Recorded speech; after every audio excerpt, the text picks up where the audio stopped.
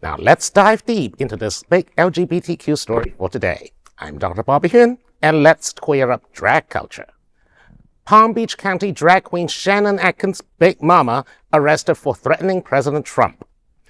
As first reported by ABC and John Hayden, a well-known Florida drag performer, Shannon Atkins, also known as Big Momma, was arrested for allegedly making violent threats against President Trump. Atkins, a 46-year-old bakery owner in Palm Beach, was taken into custody during a traffic stop. Police say he was found with 3 baggies of cocaine and now faces felony charges for written threats and drug possession. Atkins is known for hosting drag brunches in South Florida. He is also reportedly a close friend of Casey Anthony, the infamous tot mom acquitted of her daughter's murder. Authorities launched an investigation after a tip about Atkins' alleged social media post on January 19th, a day before inauguration, including one that was shared before saying, America needs one good bullet to be saved, end quote. Atkins allegedly admitted to the post, but insists he was just joking. He was currently under home detention with restrictions, including no social media and no contact with the first family. His $15,000 bond release come as federal charges remain a possibility. As someone in the LGBTQ community, with the kind of threats that we face every day on social media, the threats that come from J.K. Rowling, Lips of TikTok, the ranged cultists, that's the threat that he uttered is not much of a threat at all. Let's face it, it's just an excuse to arrest someone who is critical of the president. Yeah, yeah. And it is, this is, once again, they are copying the Chinese Communist Party playbook. Criticize Xi Jinping, off to jail you go, or re-education. Yeah, well, listen. This story is everywhere, Bobby, right? This story, we hate, it's like, oh, you talk about South Florida when it's not in a good light. We don't want to see that kind of stuff. And it's everywhere. They're talking about Big Momma all over national news, right?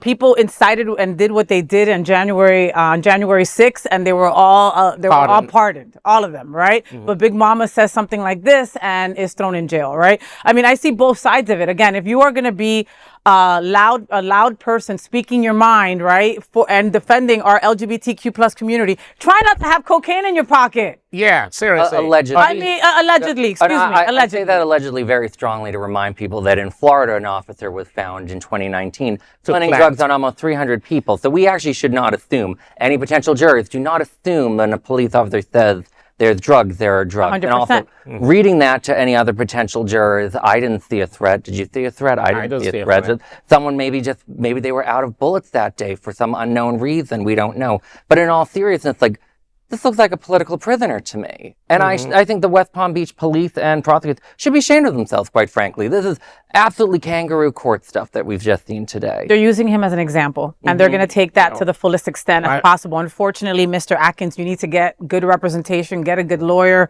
because you're going to need it. They're using you as an example as to not threaten the president, not say anything negative towards him. I mean, I feel like we're in Korea, you can't say anything negative. In Cuba, if you said something negative about Castro, your neighbor would go and rat you out, and would get some extra food for it. I feel like we're close to something like that happening, and it just gives you a pain in your gut.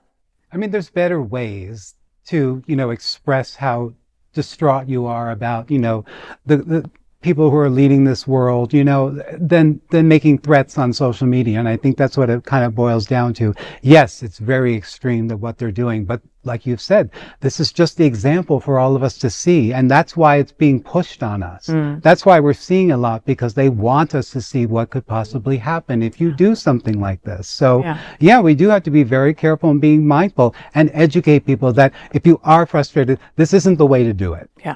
Well, if you're frustrated and if you don't like what 1600 Pennsylvania is doing, do not throw bullets, throw shade. Make fun of them. They are thin-skinned, egotistical creatures who are basically narcissists, textbook narcissists. The problem is this particular statement was not a direct threat. It was clearly a joke. Yeah. And when you start arresting people for that, how do we know where did that line end? Exactly. Well, where does that go next? It's a fine line because it's up to the interpreter. The thing that we have to start accepting is if we are going to be willing to criticize the government, you have to be willing to understand that there are going to be consequences. Now, I understand that might happen to me. Other people need to start accepting that, like, if this is how our government's going to act, that's how it's going to go. So just be ready and be ready. We need to say it's okay. Like, we should be turning this person more into a hero than a villain. And as sad as it sounds, Meta and Facebook does not belong to you. Just because you're able to say and it has your name on it as and your cute little profile picture, it belongs to them. And it's stamped there for life.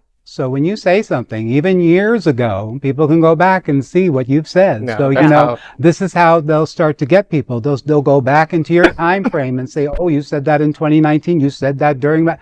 Then they're going to start targeting you. So you got to be very careful and make sure. Twitter used to take down what they perceived as a violent threat up until Elon bought it. And now he encourages it actively. And now he encourages it. Well, that is the big LGBTQ story for today. There is no other queer nonprofit media platform like this in the entire world. Support our LGBTQ plus stories by subscribing and sharing Queer News Tonight.